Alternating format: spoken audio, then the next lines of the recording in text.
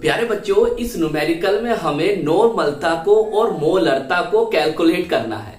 तो बहुत ही प्यारा और बहुत ही इंपॉर्टेंट न्यूमेरिकल है। चलिए फिर कॉपी और पेन निकाल लीजिए और सॉल्व करते हैं।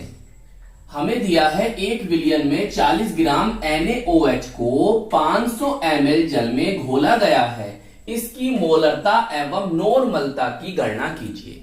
प्यारे बच्चों, हमें मोलरता को और नॉर्मलता को कैलकुलेट करना है तो हमें सबसे पहले ये पता होना चाहिए कि मोलरता का और नॉर्मलता का फॉर्मूला क्या होता है। देखो, मोलरता जिसे हम डिनोट करते हैं, प्रदर्शित करते हैं कैपिटल M से, और नॉर्मलता जिसे हम प्रदर्शित करते हैं काय से, इस कैपिटल N से। सही है, वो M से और ये कैपिटल N से हम इसे प्रदर्शित करते हैं। देखो भाई, यहां पर हमें विलेय का भार चाहिए, विलेय का भार या विलेय का द्रव्यमान जैसा आप बोलना चाहें, और हमें विलेय का अणुभार चाहिए और आयतन लीटर में चाहिए। अब यहां पर देखो, आपको विलेय का भार चाहिए, सही है, और यहां पर विलेय का तुल्यांकी भार चाहिए, यहां पर विलेय का अणुभार या मोलर द्रव्यमान चाहिए, लेकिन नॉर्मलता में आपको तुल्यांकी भार चाहिए।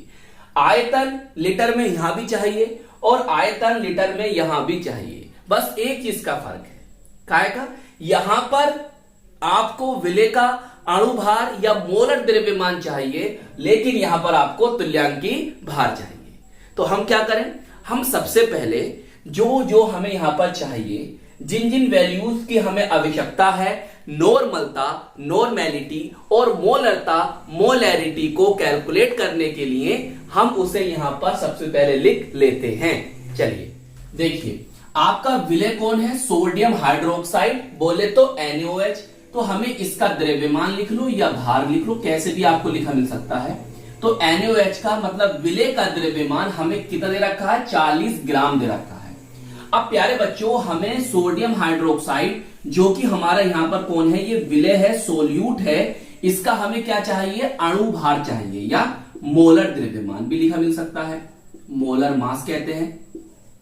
सही है, मोलर द्रव्यमान जिसे हम M2 से प्रदर्शित करेंगे।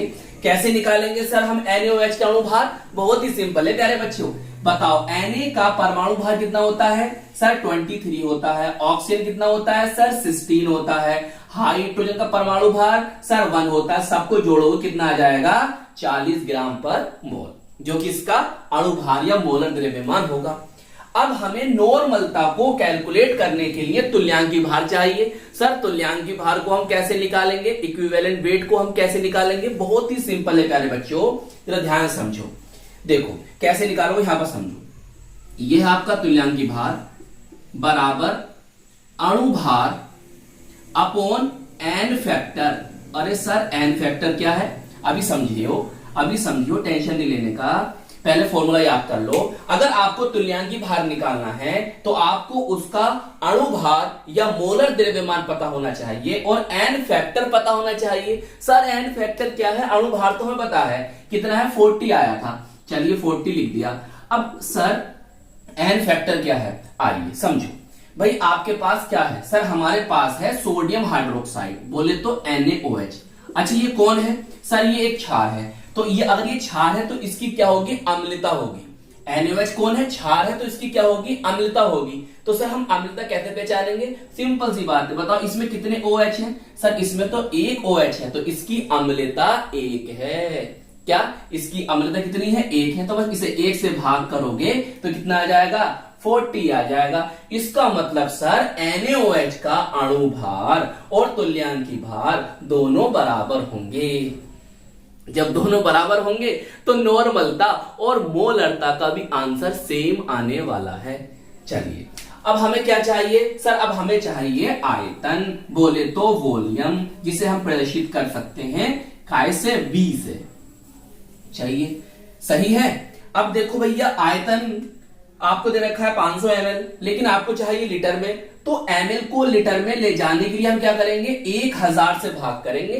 कैसे करेंगे? 1000 से भाग करेंगे तो क्या होगा भैया, 2 जीरो से 2 जीरो गए और 5 एकम 5 और 5 धुनी, तो 1/2 लीटर आ जाएगा। चाहे तो आगे भी आप इसे लिख सकते हो, ना तो इधर रहने दो, आसान ही रहेगा कैलकुलेशन करने में। सही है, तो 1/2 लीटर आपका आ गया।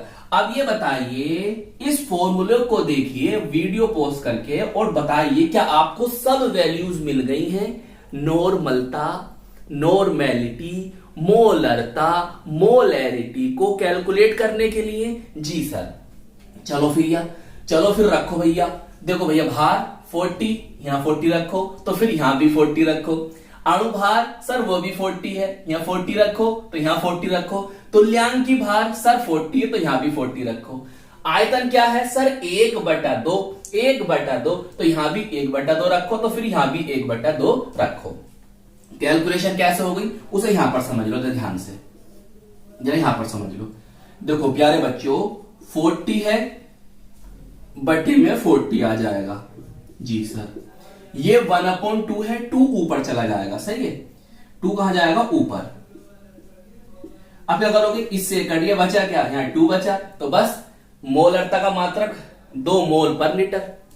सही। यहां पर आपको ऐसे भी लिखा मिल सकता है, 2m भी लिखा मिल सकता है, या 2 मोल पर डेसीमीटर क्यूब भी लिखा मिल सकता है, ये याद रखना बात। सही है। तो जो कैलकुलेशन ऊपर हुई है वो यहां भी होनी है। तो यहां कितना आ जाएगा? 2 ग्राम। इसका मतलब होता है 2 ग्राम तुल्यांक प्रति लीटर, या ऐसा लिखना चाहो शॉर्ट में ऐसे भी लिख सकते हो, 2 ग्राम इक्विवेलेंट पर लीटर। कैपिटल N भी लिखा मिल सकता है आपको कहीं कहीं। चलिए नोट करो इसे।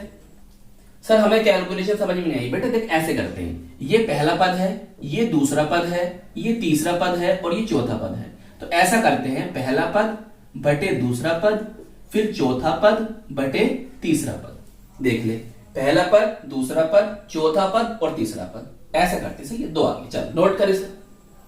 तो आई होप ये न्यूमेरिकल आपको अच्छी तरह से समझ में आ गया होगा। अपना ख्याल रखिएगा, खूब मेहनत से पढ़ाई करते रहिएगा। हम मिलेंगे आपको इसकी नेक्स्ट वीडियो में। जय हिंद, जय भारत।